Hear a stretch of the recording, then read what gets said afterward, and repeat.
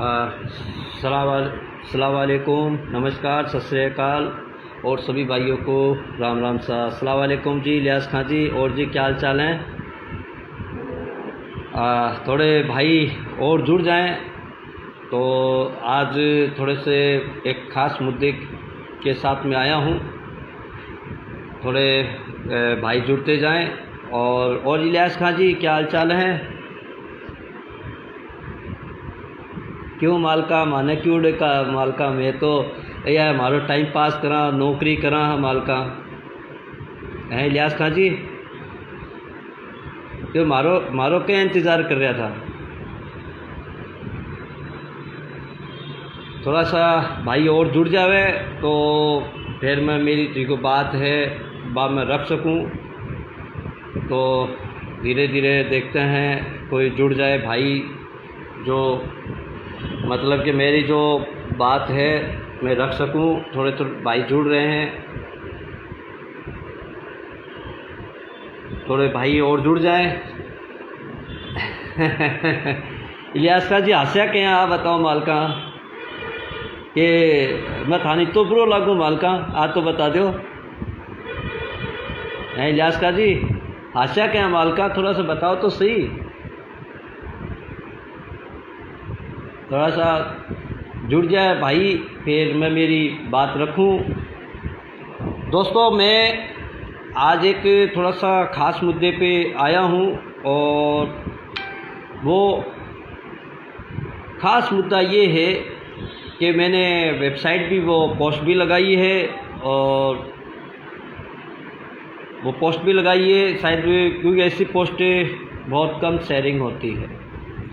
दोस्तों मैं मुस्लिम personal law board की वेबसाइट पे स्टडी कर रहा था, पढ़ रहा था मैं। तो मेरे सामने एक मुस्लिम पर्सनल लॉ बोर्ड की एक वेबसाइट पे एक न्यूज़ आई। वो न्यूज़ ये आई कि जब मैंने उसको स्टडी किया पढ़ा तो उसके अंदर एक चीज़ लिखी हुई थी कि 1857 और 1947 के बाद भारत में मुसलमानों की सबसे बड़ी दयनीय स्थिति में आज भारत का मुसलमान गुजर रहा है। वो मैंने पोस्ट भी लगाई है, कई भाई पढ़ ले तो बहुत अच्छी बात है ताकि उनको भी वो चीज़ समझ में आ जाए कि 1857 से लेके 1947 के बाद से आज के वक्त में जो अभी वर्तमान जो समय चल रहा है, आज के वक्त में मुसलमानों की भारत में बहुत ही दयनीय स्थिति में मुसलमान है। वो इसलिए है कि ना तो आज के दौर में मुसलमानों की राजनीति में किसी भी तरह की कोई पकड़ है। कोई भाई अगर देख रहा है तो वो मुझसे कह सकता है कि हाँ साहब हमने हमारी यहाँ पे पकड़ है, हम यहाँ पे तरक्की कर रहे हैं। मुझे कोई भाई बता दे, चाहे भारत के किसी भी राजनीति पार्टी में हो, भारत की किसी भी राजनीति पार्टी में हो, भारत का मुसलमान अपनी राजनीति जो है उससे बिछड़ गया और राजनीति में अपना वो वजह सब नहीं बना पा रहा है जो उसको आज के वक्त में चाहिए। दूसरी चीज़ हमारे हम जो मुसलमान हैं वो मुसलमान आज सरकारी नौकरियों में जॉब में कितने लोग हैं जो हम वहाँ तक भी नहीं पहुँच पा रहे हैं। तीसरी चीज़ हम लोग व्यापार जगत में हमारा आज के दौर में कितना नाम है। मुझे कोई भाई बता दे, कोई भाई मुझे बता दे कि आज व्यापार वर्ग में, भारत में व्यापार वर्ग में हम लोगों का कहाँ वजह सब है, कोई बता दे। क्योंकि कुछ तो हमारी जो सरकारें, वर्तमान सरकारें हैं, ये हम लोगों को कमज़ोर करने की बहुत ही गहरी साजिश रच रहे हैं। हम लोगों को जो मुस्लिम कम्युनिटी है, हम लोगों को बहुत ही मतलब कमज़ोर करने की, हर जगह से हर तरीके से कमज़ोर करने की दयनीय स्थिति में है। और कुछ हम खुद कमज़ोर हो रहे हैं, जानबूझ के हम लोग खुद कमज़ोर हो रहे हैं। वो इसलिए हो रहे हैं दोस्तों, कमज़ोर स्थिति हमारी, कि हम जब अपने ही कौम में एकजुटता नहीं है, हम राजनीति पार्टियों के पीछे पीछे दौड़ते हैं कि हमारा राजनीति पार्टी हम लोगों का भविष्य सुधार देगी, हम किसी भी राजनीति पार्टी में घुस जाते हैं। और आज के दौर में, आज दोस्तों आपको बता दूं, आज के दौर में जो राजनीति पार्टियां हैं वो आज हम लोगों का शोषण कर रही है। हमें जानबूझ के हमें कमज़ोर किया जा रहा है। 20 करोड़ मुसलमान इस भारत देश में रहते हैं, 20 करोड़। और आज मैं जब वो वेबसाइट पढ़ रहा था, मुस्लिम पर्सनल लॉ बोर्ड की वेबसाइट पे है, मैं मजाक नहीं कर रहा, अगर मैंने वो पोस्ट भी लगाई है, अगर कोई भाई जाके वो पढ़ सकता है उस चीज़ को। तो आप जस्ट मिनट दोस्तों, आगे हाँ थैंक यू। दोस्तों माफ़ी चाहता हूँ कि इस चीज़ से अपन लोगों को कैसे गुजरना है। पहली चीज़ दोस्तों, अपनी तंजीमों को मजबूत करने की कोशिश करो। मैं बार बार कह रहा हूँ, अपनी तंजीमों को मजबूत करने की कोशिश करो। आज जब तक अपनी तंजीमें मजबूत नहीं होगी तब तक अपन आगे तरक्की नहीं कर सकते। दूसरी चीज़, हमें शिक्षा के क्षेत्र में और भी बेहतर काम करने होंगे। शिक्षा के क्षेत्र में आज हमारा जो शिक्षा का ग्राफ है वो माशाल्लाह धीरे धीरे बढ़ता भी जा रहा है, लेकिन हम उस मकाम तक नहीं पहुंच पा रहे हैं। हमारी जो बच्चियां हैं उस मुकाम तक नहीं पहुंच पा रही है जहां पे हम लोगों को होना चाहिए। मुस्लिम पर्सनल लॉ बोर्ड ने बाकायदा ये न्यूज़ अपनी वेबसाइट पे लगाई है। कुछ अपना जो शेखावाटी क्षेत्र है माशाल्लाह बहुत अच्छा है, जो विदेशों में रहते हैं उनको तो पता ही नहीं लगता कि हम भारत में कितने कमज़ोर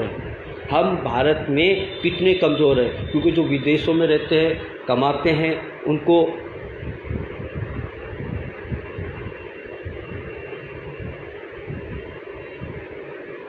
सर मैं जावेद जी किरोली साहब, मैं उसी बात पे आ रहा हूँ।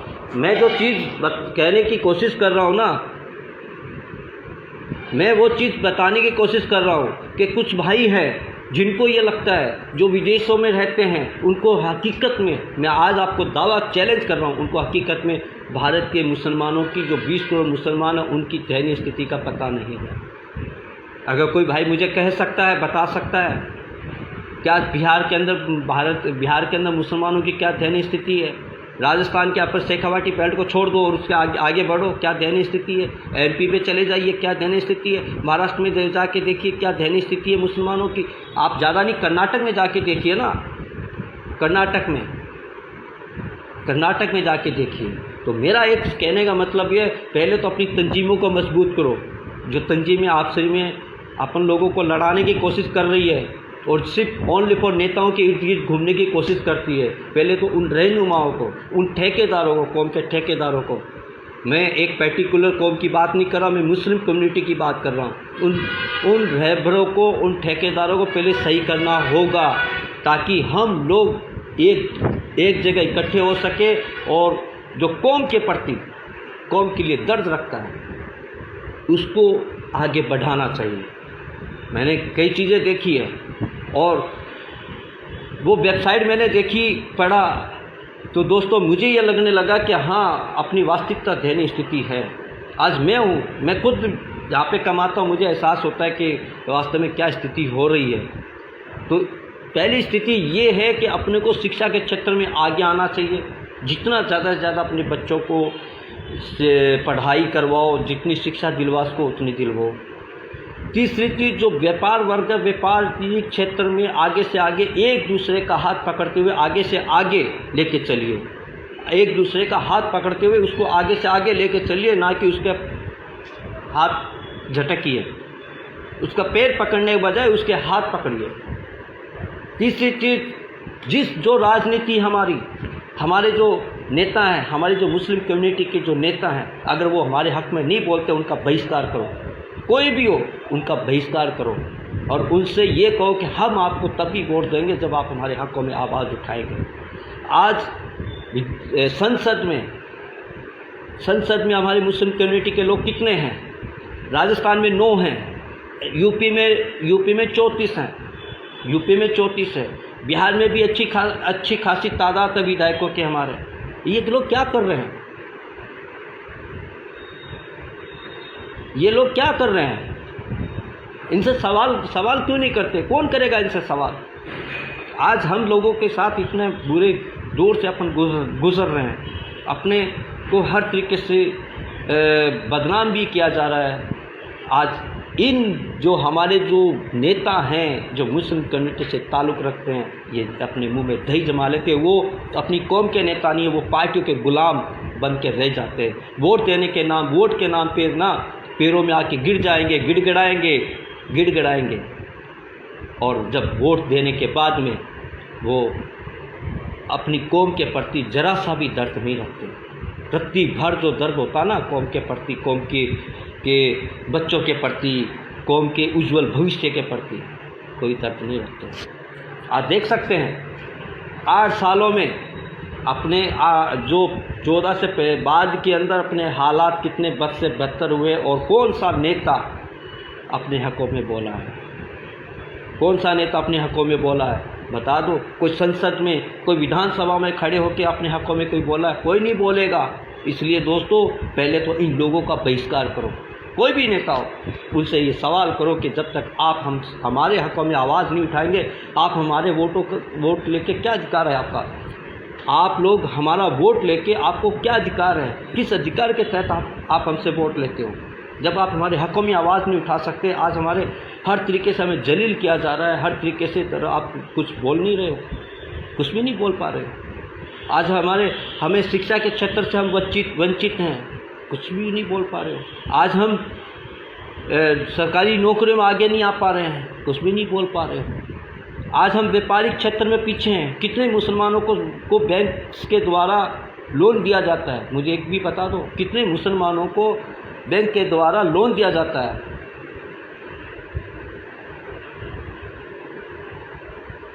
अजी देखिए, एक बोलता है उसके खिलाफ आप भी है। मैं सर किसी के खिलाफ नहीं हूँ। चुरू डायरी, मैं ये कह रहा हूँ सर, मैं किसी के खिलाफ नहीं हूँ। मैं एक मुस्लिम कम्युनिटी के होने के नाते वो बात कर रहा हूँ। मैं किसी के खिलाफ नहीं हूँ। जब तक आज राजस्थान में, पहले एक चीज़ ये देखिए, राजस्थान के अंदर अगर ओबीसी साहब आ जाते हैं तो क्या आप मुस्लिम कम्युनिटी उनको वोट देंगे? नहीं देंगे। वो उसी पार्टी को देंगे जो हमेशा से उनका शोषण करती आ रही है। वो उसी पार्टी को देंगे जो सामने खड़े होकर तलवारें निकाल के खड़ी हो जाती है, बोले ये देखो हम तो ये करेंगे। और एक वो पार्टी है जो नीचे से ना छुरियाँ चलाती है, उस पार्टी को वोट देंगे। उस पार्टी को वोट देंगे जो आज जब हमारे हकों में कोई आवाज़ नहीं उठा रहा है, तो किस अधिकार से आप वोट देंगे उनको? तो मेरे भाइयों, मैं आपसे एक ही चीज़ कह रहा हूँ, अपने आप को सुधारो और ज़्यादा जानकारी चाहिए मुस्लिम पर्सनल लॉ बोर्ड की वेबसाइट पर जाइए। आप इन तंजीमों की स्टडी कीजिए, ना कि नेताओं की स्टडी करो। मैं कह रहा हूँ नेता को स्टडी करना बंद कर दो। आप जो मुस्लिम कम्युनिटी की जो तंजीमें हैं, वो अगर उनकी वेबसाइट पर जाइए, उसको पढ़िए कि उनकी वेबसाइटों पे वो क्या लिख रखे हैं, उनकी स्टडी कीजिए। उनकी स्टडी करेंगे ना, तब आपको हकीकत समझ में आएगी कि अपन वास्तविकता कहाँ खड़े हैं। अपना जो वोट है उसका अधिकार जानने की कोशिश कीजिए। और जो ये नेता है, इनके आगे पीछे दौड़ना बंद कर दीजिए। दोस्तों, मैं आज भी बार बार कह रहा हूँ, इन नेताओं के आगे पीछे दौड़ना बंद कर दीजिए। ये नेता आप लोगों के पास में आए, ना कि आप लोग इनके पास जाएं। ये नेता आप लोगों के सामने गिड़गिड़ाएं, ना कि आप इन लोगों के सामने गिड़गिड़ाएं। तो मेरा सिर्फ कहने का मतलब एक ही है दोस्तों, कि आप अपने विवेक से और एक दूसरे का हाथ पकड़ते हुए आगे बढ़ते रहिए। एक दूसरे का हाथ पकड़ते हुए आगे बढ़ते रहिए और जो आज हमारी दयनीय स्थिति है उसको सुधारने की कोशिश कीजिए दोस्तों।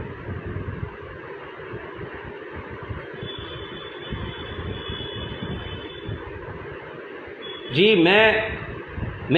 अभी मैं सवाल दागूंगा ना सर, तो फिर आप ये कहेंगे कि यार एक तरफा मैं किसी के खिलाफ़ नहीं बोल रहा हूँ, मैं तो उन लोगों के खिलाफ़ बोल रहा हूँ सर जो हमारे हकों में आवाज़ नहीं उठाते, जो अलग अलग राजनीति पार्टियों में जाके ऐश की ज़िंदगी जी रहे हैं। कोई मंत्री, कोई विधायक बन गया, कोई मुस्लिम वक्फ बोर्ड का अध्यक्ष बन गया, कोई कुछ क्या बन गया। कभी उन लोगों ने अपनी कौम के लिए आवाज़ उठाई? राजस्थान में ले लो, राजस्थान में 9 है अपने 9 रत्न, जिसको बोलते हैं नवरत्न। वो नवरत्न नहीं है, वो खोटे सिक्के हैं, अपनी कौम के लिए खोटे सिक्के, जो अपने हकों में आवाज़ नहीं उठाते। संसद के अंदर अपने कितने मुस्लिम कैंडिडेट गए हुए हैं, एक नहीं आवाज़ उठाई, कोई नहीं उठाता। सबको सिर्फ अपना भविष्य चाहिए, अपने बच्चों का भविष्य चाहिए, कौम के बच्चों का उनको भविष्य से कोई मतलब नहीं होता। जी शुक्रिया जी। अजी बच्चे का रिज़ल्ट तो देखिए आया है, माशाल्लाह बच्चा होशियार भी है, अब 7th में होगा।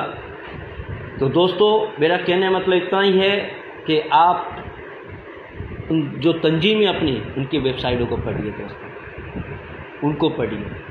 इन नेता लोगों की चाटुकारिता मेरे भाइयों बंद कर दो। मैं बार बार कह रहा हूँ, नेता लोगों की चाटुकारिता करनी बंद कर दो, इनकी आगे पीछे घूमना बंद कर दो। इन नेताओं के पट्टे जो गले में डाल रखे हैं, गुलामी वाले पट्टे उतार के फेंकिए मेरे भाइयों।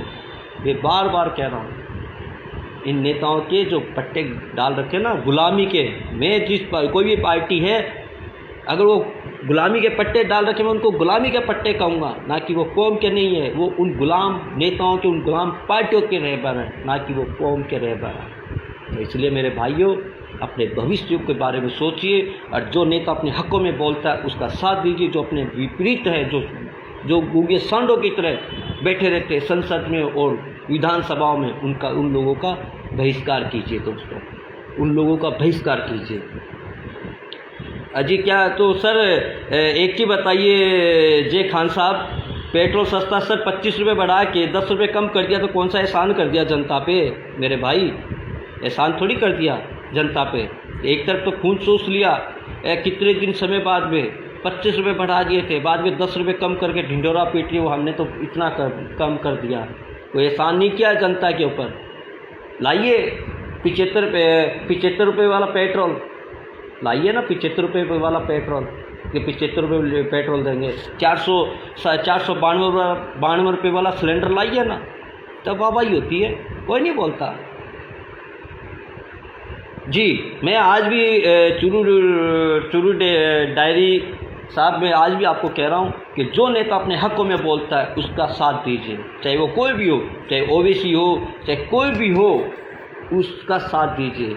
जो भरी जैसे खड़े होकर अपने हकों में खड़े होकर चिल्लाता है कि हाँ ये चीज़ हक है, और इस अपने हकों से पीछे मत हटिए। बाकी जो लोग अपनी कम्युनिटी का वोट लेके और राज्यसभा में जाके, विधानसभा में जाके और संसद में जाके गूंगे सांड बन जाते हैं, उन लोगों का बहिष्कार कीजिए। आज भी कह रहा हूँ, उन लोगों का बहिष्कार कीजिए। जी ज़रूरी है सर, कोई भी हो। मैं किसी देखिए पर्टिकुलर बंदे का, क्योंकि मैं वोट देता हूँ, मैं बार बार कह रहा हूँ, मेरा वोट में देता हूँ, मैं सिर्फ नोटों पे मेरा वोट देता हूँ, मैं किसी भी पार्टी को वोट नहीं दूंगा। एक बार मैंने एक पार्टी का समर्थन किया था, आज तक पछता रहा हूँ दोस्तों। एक पार्टी का मेरी ज़िंदगी में पहली दफ़ा समर्थन किया था, आज तक पछता रहा हूँ मैं। जी जे खान साहब, नमाज की दावत हर बंदे को पता, मेरे भाई हर बंदे को पता है कि नमाज 5 वक्त की नमाज पढ़नी चाहिए, मस्जिदों में जाके पढ़नी चाहिए, हर बंदा जानता है। नमाज के फ़ज़ाइल हर बंदा जानता है, लेकिन नमाज के साथ साथ मस्जिदों की हिफाजत करते हुए अपने भविष्य के बारे में भी सोचें। और मैं तारीफ़ करता हूँ जो पंजाब के शाही इमाम हैं, उन जैसी मुहिम कभी राजस्थान में चला के देखिए। कोई मुस्लिम कम्युनिटी की कोई कॉलेज बनाइए, हॉस्पिटल बनाइए, जो बना के सरकार में दीजिए और ये दावा कीजिए कि साहब भैया हमने बनाया, जिसे हम 20 साल 800 साल के राज को हम कहते हैं कि साहब हमारे जो बुज़ुर्गों ने ताजमहल बनाया, कुतुब मीनार बनाया, वो लाल किला बनाया, ये चीज़ बनाई। आज के दौर में हम क्या दे रहे हैं हमारे बच्चों को? आज के दौर में क्या दे रहे हैं हमारे बच्चों को? आज के दौर में हम क्या देख के जाएंगे? ये दावा कर सकते हैं हाँ साहब ये हॉस्पिटल हम लोगों ने बनाई, जो बना के हम सरकार में दे दी। ये कॉलेज हम लोगों ने बनाई, जो सरकार में दे दी, आज इसकी देख सरकार करती है। ये स्कूल हम लोगों ने बनाई, जो ये आज कोई मुस्लिम कम्युनिटी का दावा कर सकता है? आज के वक्त में ज़रूरत है ऐसी चीज़ें बनाने की जहाँ पे सर्व समाज आके पढ़ाई कर सके, जिनको आज़ादी के साथ बोलने का अधिकार हो और अपनी जो हिजाब या तिलक वगैरह जो भी लगा के उस कॉलेजों में आके पढ़ाई कर सकते हैं। दोस्तों अरे कुछ सीखिए, आरएसएस से तो कुछ सीखिए। आरएसएस ने आदर्श विद्या मंदिर कितने बनाए हैं, आज उसके अंदर पढ़ाई कितनी हो रही है। आरएसएस से कुछ सीखो नेताओं के पीछे और देखो कि आज हम कर सकते हैं। दोस्तों बस आज इतना ही, बाकी सभी भाई दुआ में याद रखिएगा। अल्लाह हाफिज़। दोस्तों अपने आप को मजबूत करो और अल्लाह को याद करते जाइए और दुआ करते जाइए। ओके दोस्तों, जय हिंद, जय भारत, जय राजस्थान। Thank you.